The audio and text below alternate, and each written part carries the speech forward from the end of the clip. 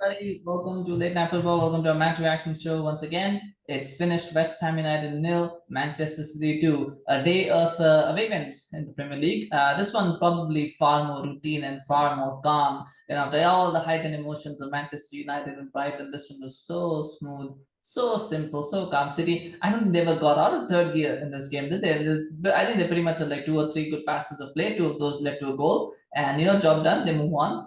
It was simple. And I said this. I mean, a lot of people said, "Well, City haven't played a lot of preseason games. Looked a little bit. They look undercooked." And I do think that they looked undercooked against Liverpool. I did believe that. But that's Liverpool. Liverpool are the second best team in the Premier League. There's nobody else on Liverpool's level at the moment in the Premier League. There really is. And maybe Spurs might get there this season, but there's nobody else at that level. So City are not really going to be tested beyond maybe 3, 4 games, 5 games a season. This season, they're really not. I mean, they really shouldn't be. I'm sure it'll be more than that. I'm sure they'll probably be tested for 7, 8 games, but they really shouldn't be tested for more than 4 or 5 games.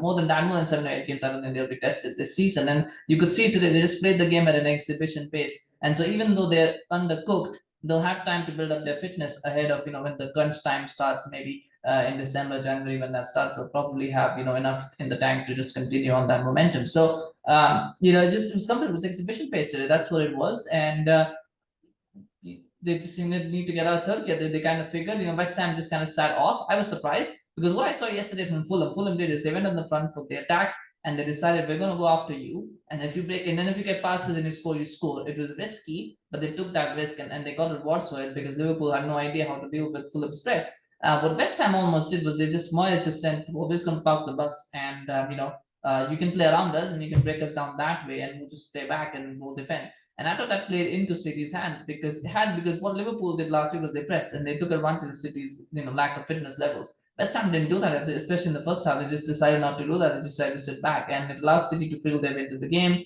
They kind of just took their time, and then the goal comes with a simple pass that Gundogan makes. There's a lot of time to make it. He puts in a nice little through ball. Haaland actually put an excellent touch to take it away from Areola. And then Areola commits the foul. It's a definite penalty, no doubt about it. But it was all because of the fact that Gundogan had time in the ball, because the players were sitting back, and because Haaland's got that deftness of touch and that pace that makes it happen. And he slotted the penalty beautifully. First goal for him for this season. I thought it was fantastic.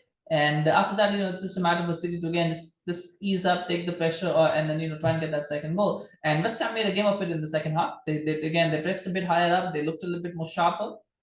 I think they realized that path that was supposed to work, so they tried to change it. The thing is, when you're on top, you've got to take your chances. If you don't take your chances, it's meaningless. And again, it went back to that same thing with the West Ham. They couldn't take the chances. They had some moments, just couldn't make it count. Ederson pulled off a couple of, made a couple of decent stops as well. And after that, it was just a matter of, City sing it out. And they did. De Bruyne and Haaland, the City wet dream, as they say. De Bruyne was a nice little through ball. Haaland was a great turn of pace, great, skill, and just slots it home. And I think that's what we will see from Holland. I think that is what he will bring to this team, the clinical finishing that I think has been lacking for a long time. Remember, City didn't dominate this game.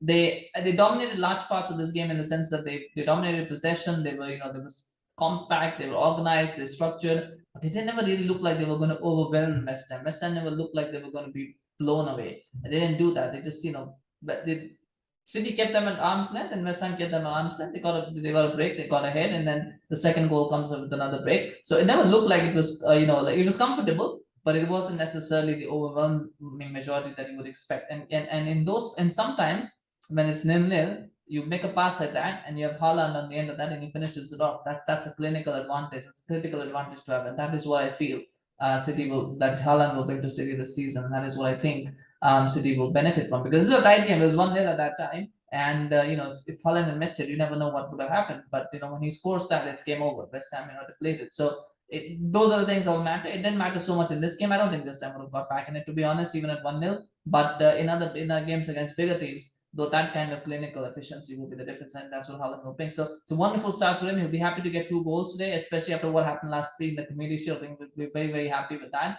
I thought De Bruyne was a little bit off the pace. He got an assist. I do feel it was a little bit off the pace. And again, maybe it's just him feeling his way back into the side, feeling his way back to full fitness. I remember he did a lot of work last season carrying City, dragging City to the title. So it'll take him a little while to get going, and it took him a little while to get going last season as well. And then we saw what happened when January, February, and beyond hit. So maybe that's what's with De Bruyne as well this season as well. Gundogan again put a good pass in, but looked a little bit off the pace. I wonder if him starting is because of all the rumors around Bernardo Silva. And I know he's been wanted by Barcelona, so maybe that was the reason why Pep Silva wanted to start with Gundogan. And maybe if Silva had started, it would be a different sort of ball game. But nonetheless, it was good to see him come on in the second half anyway. But Gundogan was okay. The second half, I think a lot of players dropped off a little bit. But the first half, I think they controlled. It's hard to judge City's players because they were so comfortable that you just don't know whether they were good or whether it was just the opposition that didn't do whatever they want.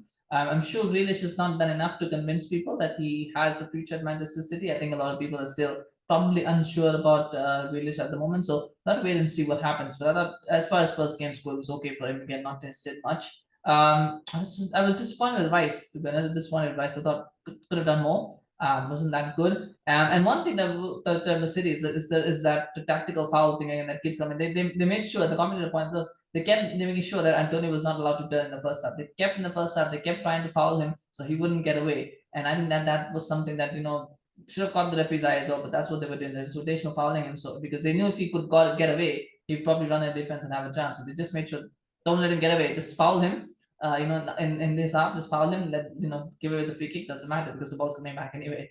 So that's something as you notice. So something that teams have to keep an eye on as well. But otherwise, clinical City performance.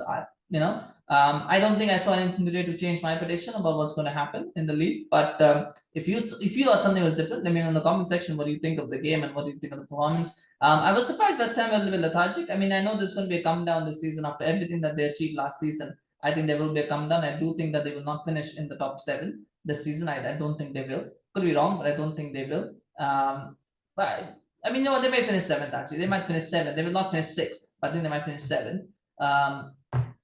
To be fair, yeah, they might finish 7th. I should say, they didn't finish in the top 6 last season, even though they should have. They should have finished in the top 6 last season. They didn't because they blew it. But so they finished 7th last season. They might finish 7th again this season. I don't think they will finish in the top 6.